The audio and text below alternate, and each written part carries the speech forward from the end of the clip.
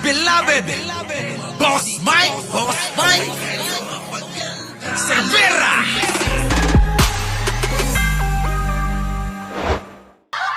Grabe to masamang balak ho mga kababayan ni Sara Duterte. Nakaw! May masamang balak ho si Sara Duterte. Ito ho yung masamang balak. Panoorin natin. Pasok! Ngayon ang kasulukuyang administrasyon kaya't Ulit. Eto na mga kababayan.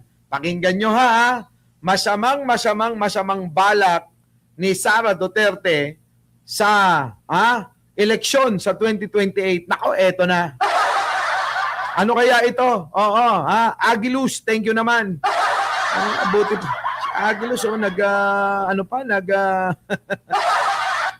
pa talaga, nag-abala. Eto na. kung si Vice President Sara Duterte tatanungin, kaduda-duda umano ang mga kinikilos ngayon ng kasulukuyang administrasyon kaya't nangangamba siya na hindi matuloy ang presidential o national election sa taong 2028. Ayan mga kababayan ko. Siya kinikilos daw ng administrasyon. Mga kababayan, ba kinikilos ng administrasyon? Hindi po ba mga kababayan puro pagtatrabaho si Pangulong Bongbong? Hindi po ba mga kababayan si Pangulong Bongbong kung saan-saan nagpupunta at nakikipagdialogo sa ibang bansa? Alam nyo naman ang style ng mga kulto ni Duterte, lalong-lalo na to si Sara Duterte. Sunod-sunuran ho ito Kung sino ang mga nasa likod ni Sara Duterte, ito ho ay style. Maaring guluhin po ni Sara Duterte 10 ng kanyang mga kasamahan. Ito pong paparating na eleksyon. At hindi rin ho kaila sa lahat ng mga Pilipino na mayroon pong kinakaharap na malaking suliranin na maaaring hindi po siya makatakbo sa pagkapangulo na ninanais ng kanyang mga grupo dahil po dito sa nangangambang impeachment trial niya. At nakita nyo naman, mga kababayan ko, unti-unti na ho na nauubos ang mga may sala o mga salarin sa pagpatay at pagpapalaganap ng extrajudicial killing. Karamihan po dyan mga kababayan, yung 2 senador, sangkot. At hindi rin ho kaila sa inyo na yung 2 kalbo, isang kalbo at kamukha ni Jack Ma ay kanyang kaalyado. Ay tayo. So mga kababayan, eto mga kababayan ko malamang may pinaplano pong masama si Sara Duterte dito. Alam nyo yung nanggagaling sa kanilang bunganga na ibinibintang sa iba, ibibintang na kagad na may mangyayari daw na hindi, baka hindi matuloy ang eleksyon o may masamang mangyari sa 2028 election, galing sa bunganga nila. At pag galing sa bunganga nila, mga kababayan ko, sila ang may balak niyan.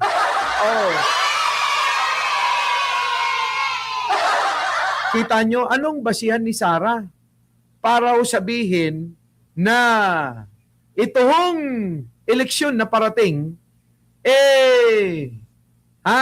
hindi matutuloy. May masamang mangyayari. Wala ho tayong nakikitang basihan para ho mamutawi sa kanyang labi yung pong kataga na may masamang mangyayari o dili kaya ay hindi matutuloy ang eleksyon sa 2028 pangpanguluhan.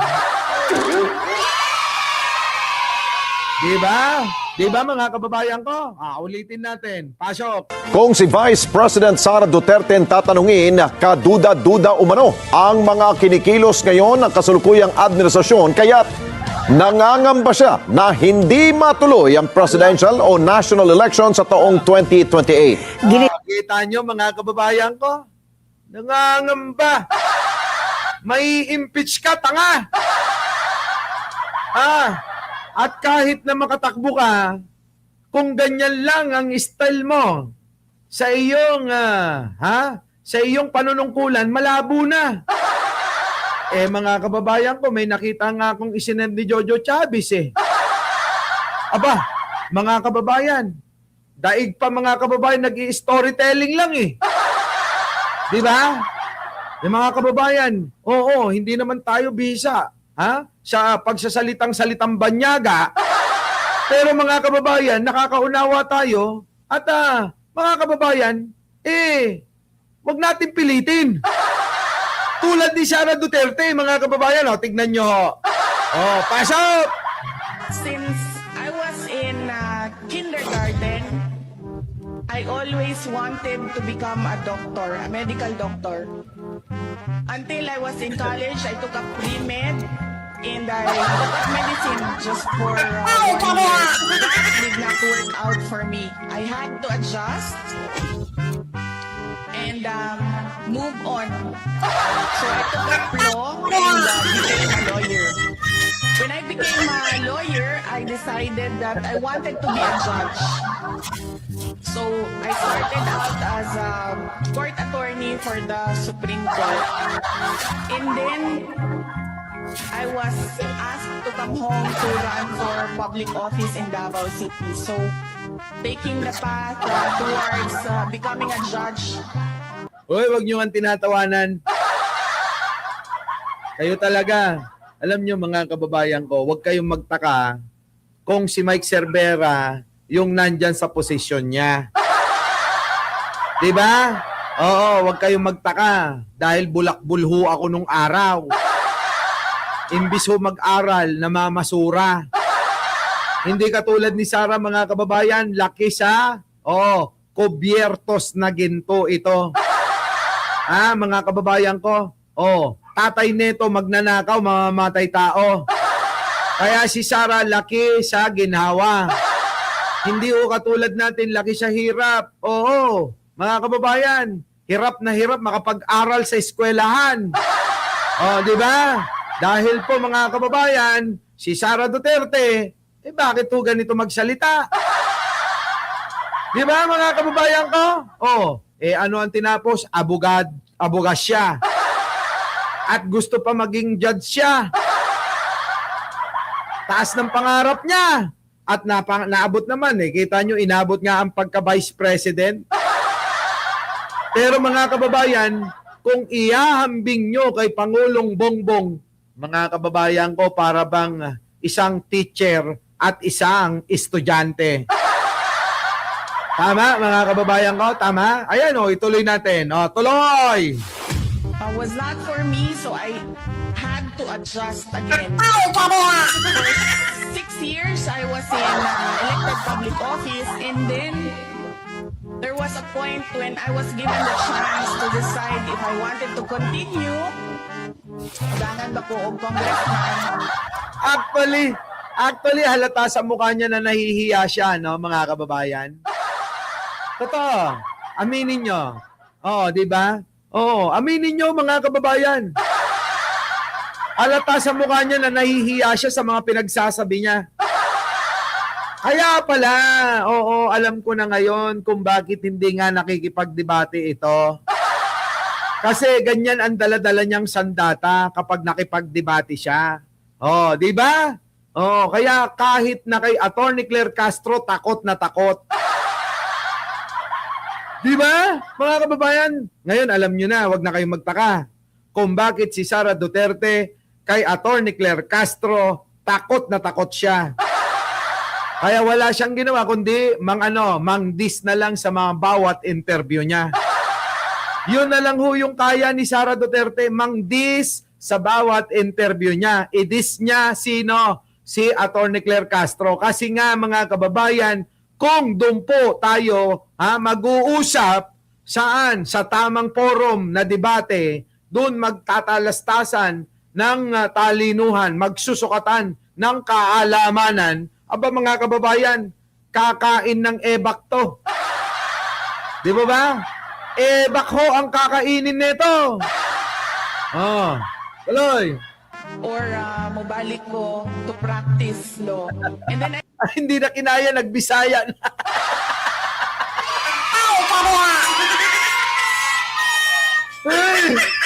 Hindi na kinaya. Nagbisaya na ba? Putik na yan. Sige, tuloy. Talay! I decided I'll go back to my first plan. My plan was to become a judge. I'll go back to private practice so that I'll earn the years that I need to apply for a regional trial court judge. And then, after 3 years, I had to run Matapos ang again 3 for taon, public office. So that did ay not, tumagbuli ako sa government office. wala siya nahitabo para sa ako. And then I decided na once and for all, Ay, since nako! naanaman ko sa public office, this will be the path that I take. I had to adjust again. So in your lives, there will be a lot of adjustments that you need to make. You need to have a plan A, a plan B, a plan C. Because your lives, you do not control your lives. Your life Parang nagpaplano lang na elementary Tuloy. is under Tingin sa taas. Oy! Ibaba nyo na yung sagot. Ibaba nyo yung sagot. Tingin sa taas. Ano, mga kababayan ko. Tingnan nyo, mga kababayan ko. Tapos kukumpara nyo kay Pangulong Bongbong Marcos ito. magnificent God. He will put you where He wants to be in His time In His and time. in His will. In His will. time. Paulit-ulit yung in His time. Ay, grabe mga kababayan ko. Yan. Yan po mga kababayan, yung nais po ng mga siraulo na maging presidente, mga kababayan ko. Yan ho yung nais na maging presidente. Ikukumpara nyo kay Pangulong Bongbong Marcos ito, abay malayong malayo. Malayo ho. Nasaan na yung boss Mike? Nawala tuloy. Lumagpas. Eto, tingnan nyo, Pangulong Bongbong. Ninyo na noong 1 taon, pinagtuunan ko talaga ang pansin itong lifeline rate na ating napapag-usapan. Kita nyo, kahit Tagalog ho yung salita ni Pangulo, maliwanag na mauunawaan nyo. Sabi ko, ang tagal na nitong programang ito, ngunit bakit ang liit lamang ng bilang ng pamilya na nakikinabang dito? Correct. Ang sagot, masyadong masalimuot ang mga requirement. Mahirap ka na nga, kailangan mo pang patunayan na mahirap ka.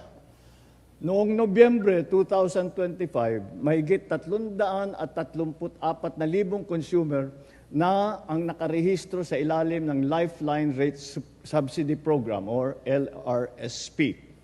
Ito ay halos 11% lamang ng inaasahang higit 3 milyong benepisyaryo ng 4Ps. Kaya po ginawa nating simple ang patakaran.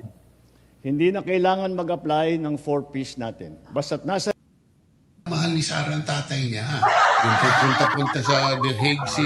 Mga kababayan ko, kita nyo naman si Pangulo kahit Tagalog ang pagsasalita, maliwanag na maunawaan ng tao. Kaya mga kababayan ko, ganyan talaga. Oo. Ang hirap po mga kababayan na ipagtanggol. Kaya alam nyo mga kababayan, hindi ako nagtataka kung bakit ang mga DDS unti-unti nang kumakalas sa kanya. Bakit to kanyo? Mga kababayan ko, eto, panoorin nyo. Pasok!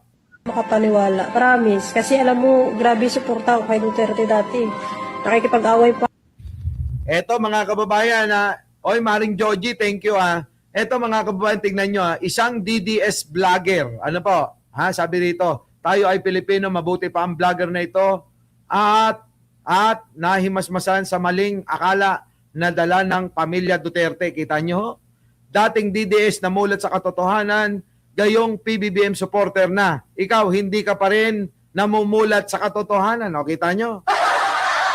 Mga DDS, yung kasama nyong vlogger, wala na. Ayaw na. Kita nyo, ano ang paliwanag? Pakinggan ho natin mga kababayan, Pakinggan nyo maigi. Pasok!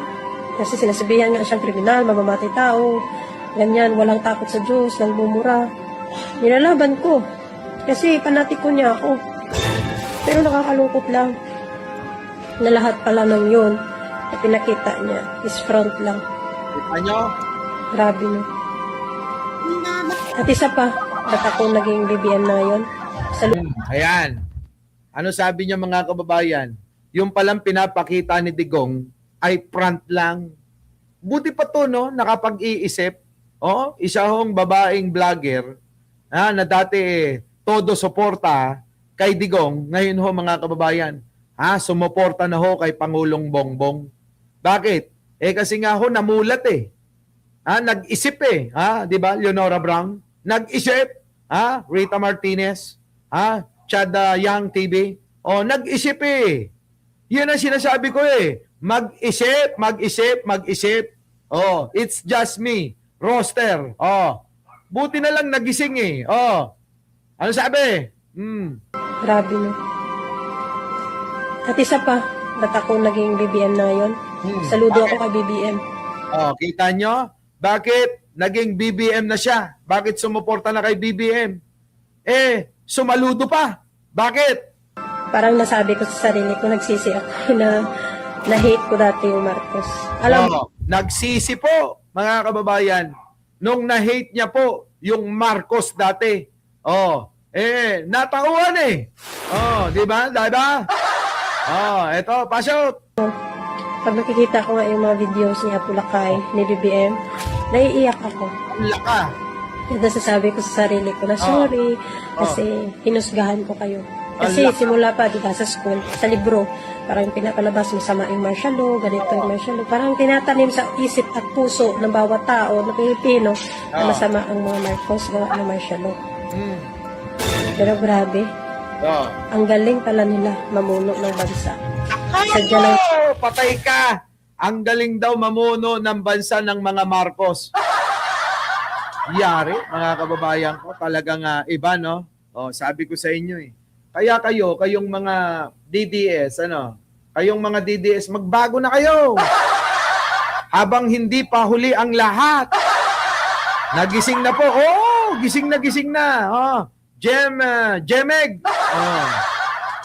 Kita nyo yung mga salitang ganun. Silang sinisiraan.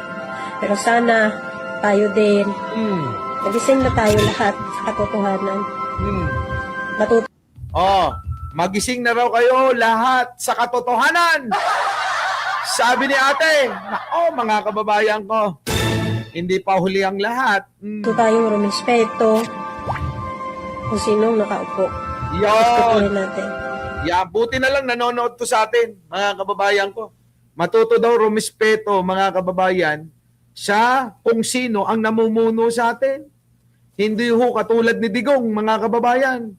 Namuno siya, mga kababayan, hindi siya binastos ni minsan ni Pangulong Bongbong, pero nanatili pa rin sumuporta. Si Pangulong Bongbong kay Digong. Ano nangyari? Mga kababayan ko, si Digong iba ang sinukli. Pambabastos! Di ba? Sasabihin nila mga kababayan ng mga DDS, pinalibing nga yung tatay ni Pangulong Bongbong. Alam nyo, naiisip ko ngayon, hindi sa lahat ng mga Marcos para sa kanila yun. Nakuha nyo? Yung pong pagpapalibing kay Apulakay, mga kababayan, hindi po yan para sa mga Marcos lahat. Ako'y naniniwala na dahil lang kay Aimee yun. Kaya kung may sisingilin kayo, si Aimee lang. Di ba? Nakuha nyo mga kababayan ko? Nakuha nyo? Si Aimee lang mga kababayan ang dahilan kung bakit pinalibing ni Digong si Apulakay. Hindi po para sa lahat ng mga Marcos yun. Di ba? Wala na mga kababayan. Eto na, tuloy. Sana wag natin kalimutan. Mga DDS, lalo na kayo, grabe kayo magmura. Kahit sa akin. Di ba? Ganyan sila mga bastos. Grabe mga magmura kung ano-ano mga sinasabi, di po ba? Kung ano-ano mga kwento yung mga nilalabas nila. Kapag newsan, ganyan. Tapos wala namang ebidensya. Edi namulat yung mga DDS na hindi tatanga-tanga ng kagaya ninyo. Ay, nako. Meron pa hong natitirang panahon. Magbago na kayo. Dali na. Bago na kayo. Hoy, bago na. Paano? Ano na? Di. Huwag na. Mga kababayan.